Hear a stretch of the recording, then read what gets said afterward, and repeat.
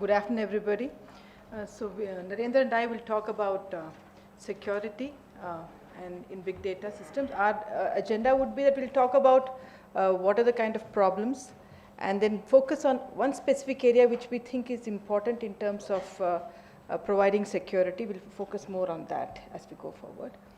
So what's big data all about? I think people I've been in some of the sessions from morning. I think you know more about this than I do at this point in time. It's more like, you're looking at data is streaming, the world that's getting more and more digital. Data is streaming across from so many different types of devices today. So big data is a field where we are looking at, is it possible for us to analyze this data in a systematic way, which is not possible by the regular application that we have, traditional application that we have. What's the use of this? It helps companies to understand machines, looking at the logs of machines. It helps companies to understand users, looking at what is it the user is doing. So a lot of analytics happens on big data, and it's a big field where a lot of players are there today. Once we're talking about data, it also means that you need to protect this data, because it's very important that the data is secure and it's not tampered. You have a lot of algorithms that work on this data, and they too need to be secure. The applications that work on this data need to be secure. So security is a very important thing in this space. To just give an example, the kind of data breach that is happening, right? If you look at 2019, we have had about 4 billion customer records have got breached today.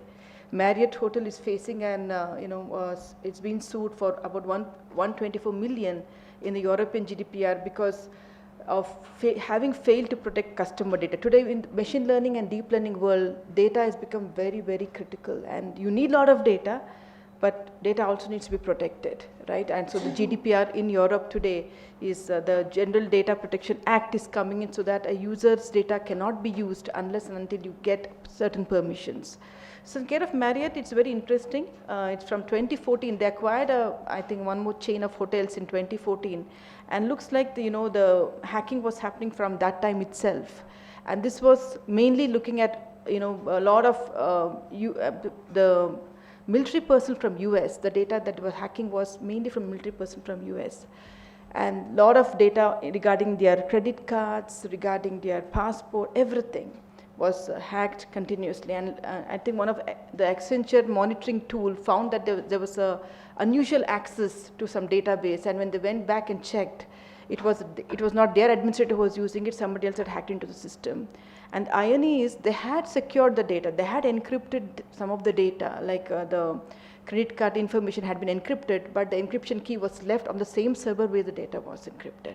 So this is what had happened, right? If you look at Cambridge Analytica today, what did they do? They took out about 87 million records of Facebook users, understood the psychology of users to push in the required political ads that they wanted to help the US elections. And recently in India itself, about 68 lakh records have been hacked and stolen. And interesting, the reason why they do this is because it looks like countries are fighting with each other to get medicines in the cancer space at the earliest, right? So you need a lot of data again to do the analysis. So there are people who want the data, there are people who will hack systems and get the data for you. So this is what is happening today, and this is a big, big concern that we have. So the data is, so like I said, data has to be, should not be tampered, it should be secured, the model should be secured. And it's very important, because if the data is tampered, or if the models are I'm talking models, the deep learning, machine learning models, or the applications you're working on this, if they are tampered, the results that you may get could be entirely different than what you would want, right? So how do you stop these kind of data tampering from happening is the important thing. But challenge is also there, like we talked about today, a lot of satellite images, unstructured data, you have emails, you have tons and tons of machine logs that are coming which are unstructured, heterogeneous kind of database that you have a NoSQL, you have a RDBMS, you have a Hadoop file management system. There's so many things that are there, and securing data in all these different types of environment is a huge challenge today. Some of the key things that at least we think something when you're attempting to secure data in this space is very important is encryption. Data which is at rest, that is which is in storage, or data which is getting transported from different devices. Because once you're talking about a lot of data, you're talking about a distributed architecture that's going to be used for compute itself, right? You're talking about data can't happen in one node, it has to get distributed across various nodes. So when the data is getting transferred across nodes, it can get again hacked, right? So encryption is very important. Secondly, like I said, you're talking about key management, right? If you like we talked about the Marriott case where the key was left on the same server. People have found that having a centralized management for such big systems is better, because more and more applications come in, more and more data comes in, more and more rigor has to come into the system to manage the keys itself. There's a big this thing on life cycle of the key management. Concepts like having a very good strong firewall so that people can't intrude into your systems, authentication, and giving access to databases depending on the roles of people, right? And audits, security audits, because even an admin himself can go haywire and access to do illegal things. How do you look at avoiding that? These are very simple things that need to be taken care. And we're talking about data like sensor data, which is coming into your system, and let's say your whole application is working on it, your machine learning algorithm is working on it. You can have an intruder pushing in different kind of patterns into your network, which will, make the whole system which is analyzing it go completely wrong. Understanding anomaly in the patterns, some unusual patterns, even before your machine learning algorithm is working on it, is there some way you can use deep learning and artificial intelligence to look at understanding this pattern and point out when the unusual patterns happen. So these are some of things that we think something who's attempting a security in big data should be looking into. We'll now focus on what we think is very key for us, what we have been working on, Narendra and I, is more on the encryption space. So we had a very interesting problem when we were working about 2 years back. We were working with the E&U, Energy and Utilities, oil and gas team in US. So our team is in Bangalore, and we had to work with them to work on anomaly detection and looking at sensor data which is coming from the drilling systems below. They wanted us to look at how do you look at correction of this data, because a lot of noise comes from the sensor data, and secondly also looking at detecting anomalies that's happened. Sensor has gone wrong, data is not okay. So we're building deep learning algorithms for that. Again, we need data, Humminger's data to do that. But this sensitive data, and they were reluctant to give it to us because they have a lot of information of the rigs where they are, and you can use it, misuse it also, very fair. So that is when we were set up in terms of thinking about what is it that we can do, because currently the encryption methodologies that you have, when you're looking at working on the data can get encrypted, it travels through encryption, but when you're trying to work on the data, you have to decrypt the data. So the thought process that we had was, is there a way where you can work on encrypted data? Is there a way where you can, not just the data, even people are attacking the machine learning model and deep learning, because they all are weights, they all are numbers, right? So if you just do something, you hack some of these weights, the way the model works can be totally different. It may go haywire.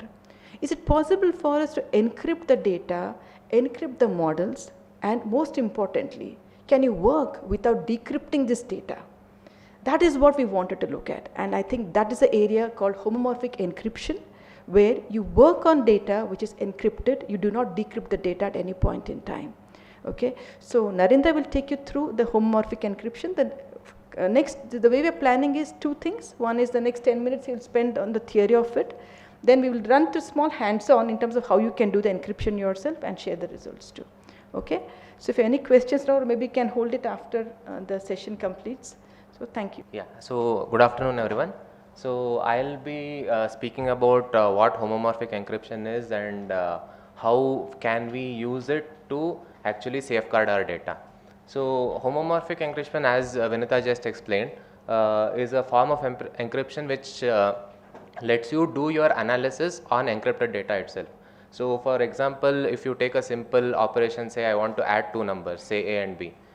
In traditional encryption schemes, what you would do is you will encrypt your first value A, you will encrypt your second value B, then you send it across to the person who wants to do the addition operation.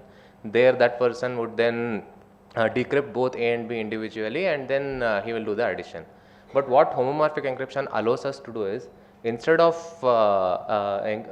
decrypting A and B individually and then doing the addition, what we can do is we can encrypt A and B individually, then you add the encrypted numbers. So it's like you are adding encrypted value of A and encrypted value of B, but the magic is the result which it gives is nothing but encrypted value of A plus B. So because of this thesis by Gentry, which he proved that homomorphic operations are possible, we will now be able to do addition and multiplication operations on encrypted data. So as usual, the encryption involves 4 steps. Generally it involves 3 steps, which you can say as encryption, decryption and key generation. But in our case we will have 4 steps. Encryption, as you will know, is a process of converting your message from a readable form into something which you don't understand. Decryption is the reverse process, where you take the unreadable form and get it back to whatever you need. The key generation, as was mentioned in the previous talk, it involves generating your public and private keys. But the special part of homomorphic encryption is the evaluation part. So what evaluation helps you do is, it helps you to evaluate functions on top of encrypted data. So to understand how homomorphic encryption works, you need to have a little bit of knowledge of linear algebra and ring theory. I have tried to explain it in a very simple way. So homomorphic encryption is based on a problem called learning with errors.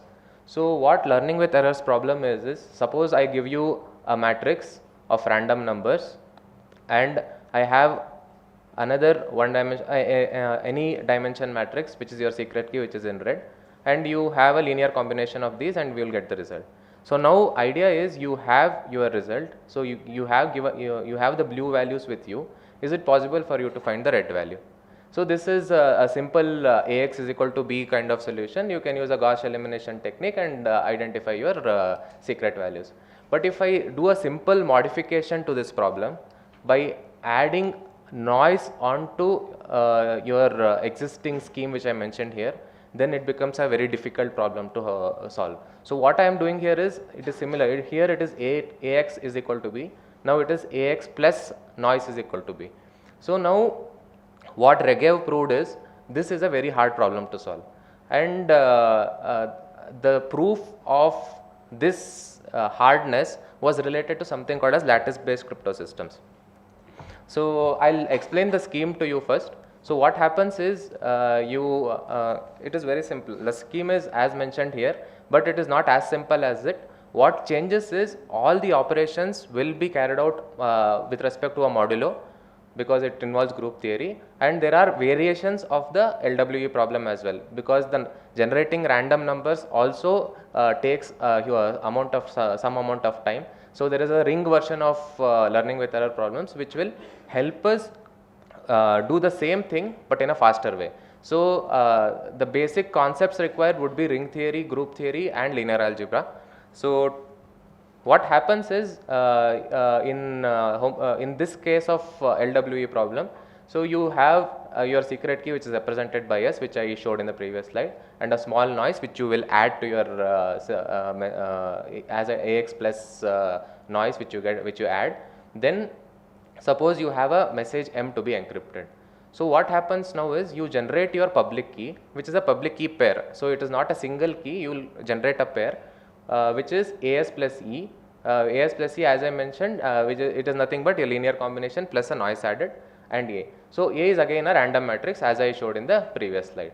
So if you want to encrypt your information with this public key, what you would need to do is, you take the first part of your public key pair, multiply it with a random matrix and add with another noise term, and you add your message to it.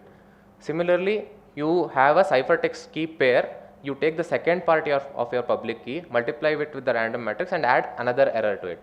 So basically what you are trying to do here is, you are trying to hide your message within lot of noise, because U is random, E is random, your PK0 which is represented by AS plus E is completely random. So what you are trying to do here is, you are trying to protect your message within noise. So if you are able to identify what the noise is, then you will be able to get back the message. So if you go back to the previous slide, If you are able to get the noise, then it is a simple Gaussian elimination problem. But the problem is you will put so much noise into it, and because of the theory of the mathematics behind it, it is very difficult to get the original message back. So to get the original message back, you in fact need to have the secret key which you have generated, and it's a very simple.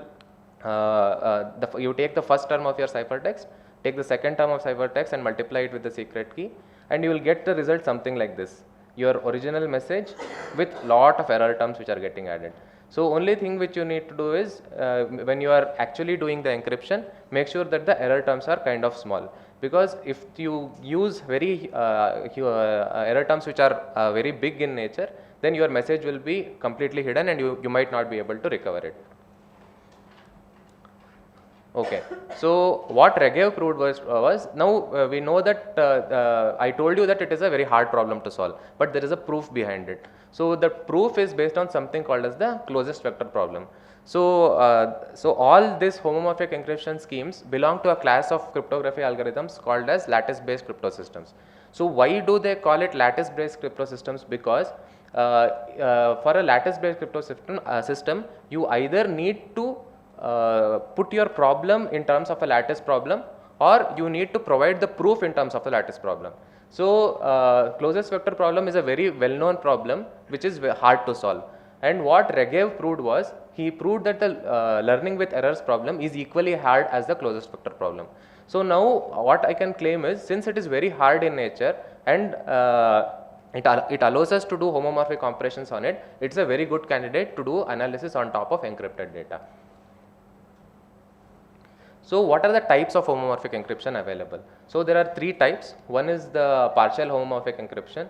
So what partial homomorphic encryption tells you is, as I mentioned, homomorphic encryption allows us to do addition and multiplication operations on encrypted data. So partial homomorphic encryption says you can either do addition or multiplication on this data. You cannot do both. The second one is somewhat homomorphic encryption. So what it says is, you can do both addition and multiplication operations on encrypted data, but not many times. Because if you have closely observed the equations, when you decrypt your image, decrypt your data, you will have lot of error terms which are getting added along with your message. So the number of operations, as you do more and more operations, the noise term keeps on increasing, and there will be a time when the noise will become so high that you will no longer be able to recover the message back. So those kind of schemes are called as somewhat homomorphic encryption schemes. The last one is what people term as the holy grail, is the fully homomorphic encryption. So what this allows us to do is, it can allow us for evaluation of arbitrary number of operations on addition and multiplication. And currently there is a method called bootstrapping which Gentry proposed, which people are using to improve the number of times you can do a particular operation. But so all this sounds very rosy and it looks very neat. What there are a lot of okay, there seems to be a slide missing. Okay. So what are the problems associated with homomorphic encryption? So first one is time complexity. So the problem is encryption takes time, and there are a lot of random numbers which are involved which need to be generated when you are trying to encrypt a data. And suppose you want to build a neural network on an encrypted data, and you want to have an inference. So we tried that. For a simple single layer neural network, so you have your input layer, you have your input, you have your hidden layer, you have your output. For a single layer neural network, if you just give the data, it will push out the result within a fraction of a second. However, depending upon the size of your input data, it would take around 50 seconds to just infer the result in case of a homomorphic encryption operation. The second problem is nonlinearity. As I told, HE supports only addition and multiplication. But if you see, the beauty of neural networks is that it supports nonlinearity. You have your sigmoidal functions, the ReLU functions, the tan hyperbolic functions, which are nonlinear in nature. And if you want to incorporate those, there is no way you can do directly using homomorphic encryption. And and the third part is the number of depth of operations, which I mentioned. As I told, the number of operations, as the number of operations increase, the noise keeps on getting added. And The problem is if you don't have the bootstrapping, which is a very costly process in terms of time complexity, it makes very difficult for us to use homomorphic encryption for very deep networks. So our research basically currently we focused on developing machine learning models for inference using encrypted data. So the setup would be you have your data and you build a model on it, but you want to secure your model. So what you would do is you will encrypt your weights and maybe store it in a secure location, and now you want to do an inference on top of those weights. So now you encrypt your original data as well, and then you do the operations as if you would be doing on an unencrypted data, sorry, and then the results would be same. So if I can explain this, we have let me take an example of linear regression. So linear regression, as you all might know, would be just additions and multiplications. So you have your parameters and you have your input. You multiply each parameter with your input and then add them all together to get your result. So it involves only addition and multiplication. So if I do that, since homomorphic encryption supports these two operations, if you see the result here which we have got, the encrypted and unencrypted data are completely overlapping. So this is the result on the famous Boston housing dataset, which most of them use to start their machine learning courses. So it has 13 parameters which will be used to predict the cost of a house in the Boston area. So what happens here is, since I am using a linear regression here which involves only additions and multiplications, you can see the result of an encrypted operation and an unencrypted operation are the same. What you see here is a neural network with a sigmoid activation function. So what is happening here is, now I have a neural network. Fine, neural network, again I have my weights, I will multiply the weights with my input and add bias. Again it is kind of the same operation which we did with linear regression. But what happens with sigmoid is, sigmoid introduces non-linearity, and non-linearity cannot be handled directly. So what we have done is, we have used a least square approximation for the sigmoid function. It's a third order polynomial which we have used to approximate the sigmoid as a linear function. Then once we do that, you can see that now the encrypted and unencrypted, although overlapping, will not be the same, because now the sigmoid is an approximation rather than the actual value. So to do this, we have used the Microsoft Seal library, which is which has two versions, the Python version and the C++ one. But the Python version is kind of limited; it doesn't allow you to play around with the parameters. So the experimentation has been done in the C++ version.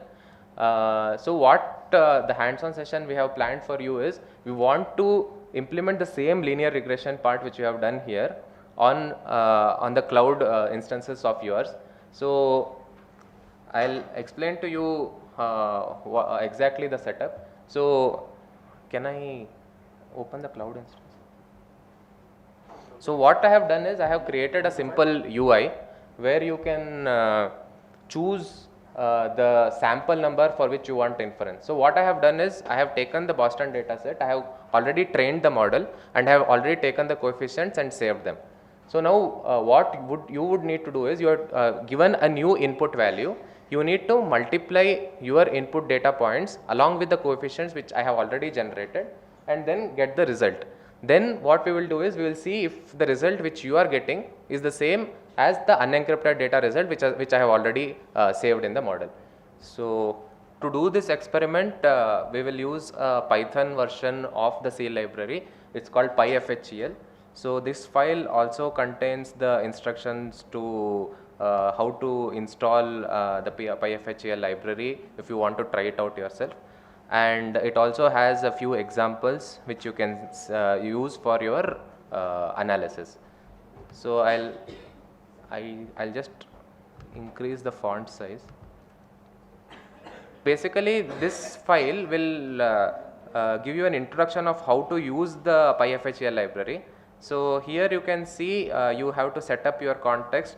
All this part has been done by me in the file which I will be giving you to modify. But basic thing which you would want to do is, you would want to encrypt your input data you would want to do your additions and multiplications on your data, you would want to do your decryptions on the data. So there are very simple functions which are available for it. So if you can see this example, there is an integer 1, integer 2, so there are two integers. There is a function called encrypt int. You can just feed your integer and it will be encrypted. Similarly, if your value is a floating point number, there is something called as encrypt frac, which you can use to encrypt your floating point number. And the operations are overloaded. That means there is no need for you to call any other operation for addition and multiplication. If you can just scroll down this.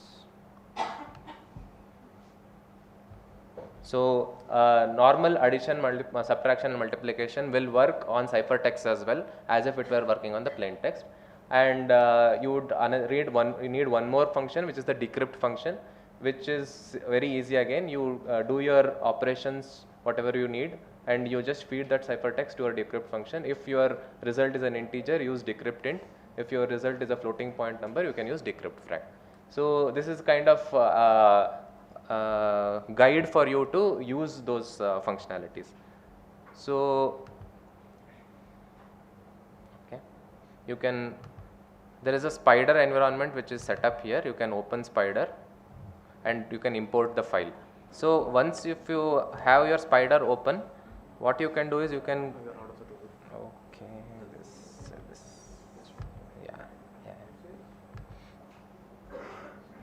you can again go to your D drive and there is a file called linear regression which you can see. You can just drag and drop that file onto the console. Okay, you guys can open the GUI.py itself. So I'll just go through the code and tell you what exactly I wanted you guys to do and what exactly is happened. Okay. Yeah, because I think we are running out of time to do the hands-on. So basically what I was trying to do was, I had the Boston housing data set. So I'll just run this. You all can just run the GUI.py file. Yeah. So you should be able to get a UI something like this. Okay. So what this UI is telling you is, these are the parameters of the Boston housing data set. So now idea is, if I want to predict the price of a house based on these parameters, and if I want to use linear regression as my algorithm, then given my input would be, you can select any of the sample numbers. So now what is happening is, you see that these, for sample number 3, these are the values of the parameters. So now the parameter might be what is the crime rate in that region, what is the pollution in that region, what is the average age of people living in that region. And if you want to do a linear regression on that, basically what you need is, you need the weights for each of these parameters, so that each parameter is multiplied by its corresponding weight and add it to the bias, and that would give you the result of your of the property of the house. So what I wanted you to do was to write these encrypt functions. So if I click on encrypt here, so what I wanted you guys to do was to encrypt individual parameters using the PyFHAL library. And when you do an encrypt, so what happens is, individual floating point numbers would get encrypted. And when you do an evaluate, what would happen is, through the already saved model, you take the encrypted weights and multiply the corresponding weights to each of these parameters. That is what linear regression is. It's a1 x1 plus a2 x2 plus a3 x3 and so on. So, and then you add the bias term to it, and finally the result which you get, if you decrypt, this is the result when you do a linear regression on encrypted data, which is 26.126, and this is the result if you do the same linear regression on the data which is available here. So you can see the results are almost matching. The last parts are not matching because homomorphic encryption works only on integers. So any floating point number you give, you have to approximate it to a particular degree, and then you will be able to get your accuracy up to that particular decimal point number. So, Okay, so basically the input data is the parameters of the Boston housing data set. So some of the parameters, as I mentioned, maybe the age of the average age of the people who are living there, or what is the pollution level in that particular area. This is what you have. This is the unencrypted data which you have. Okay, so now the idea what I wanted you to do was you encrypt each of these individual parameters. So now I have no idea what these values are. What is the application, where would you want to use it? Suppose I have to take a new SIM card, for example. Okay. So I'm not giving my original Aadhaar. Okay. Okay, I'm giving the encrypted Aadhaar. Okay, fine. But are you sure that that number is not getting decrypted when the analysis or the check is happening? That is my question. Yeah, that will happen. That will happen in all these cases, because those algorithms they might be using are the standard AES algorithms or the RSA ciphertext which they might be using. They are still not doing analysis or any functional operation on top of encrypted data. But if you are using a homomorphic operation on top of that, that encrypted Aadhaar number which you feed, no one will, even the person in the server end will not be able to know what your Aadhaar number is. You can still do a check. So you have your encrypted Aadhaar number, you have a database of Aadhaar numbers of all the every person in your country or in your area. You can do a comparison on encrypted data itself, and then you can give an encrypted result back, which only you would be able to decrypt. So that is the whole advantage of this. So the data in the cloud is completely secure. There is no need to worry about it, because, and even if you want someone else to do your analysis on your behalf, you can give an encrypted data to him. He will be doing the analysis on the encrypted data itself rather than all these individual values. So that is the main thing.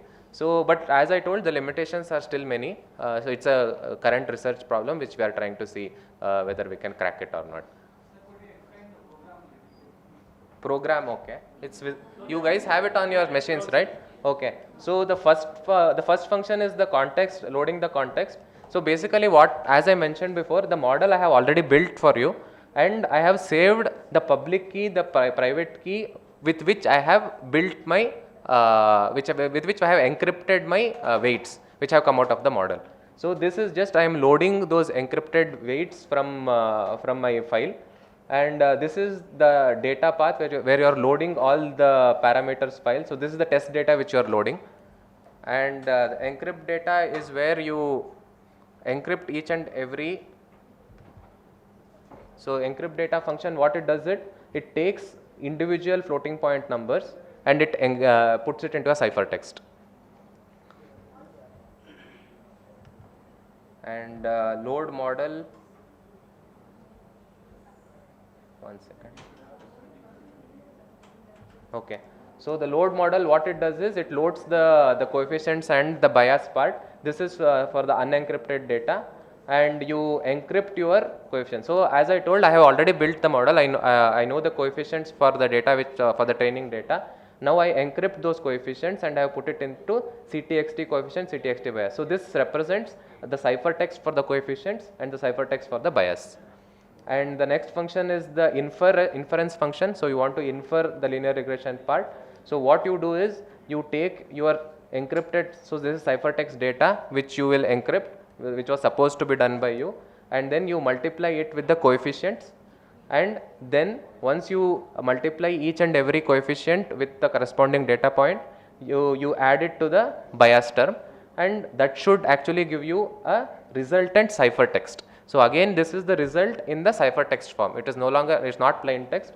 And in terms of homomorphic encryption, all ciphertexts are polynomial. So it will be x power something plus, so it's simple, x square plus 2x plus 3. So all these values will be in terms of polynomials. They will no longer, it's not a hash function, it is not not an integer. So it is basically a polynomial which you are storing.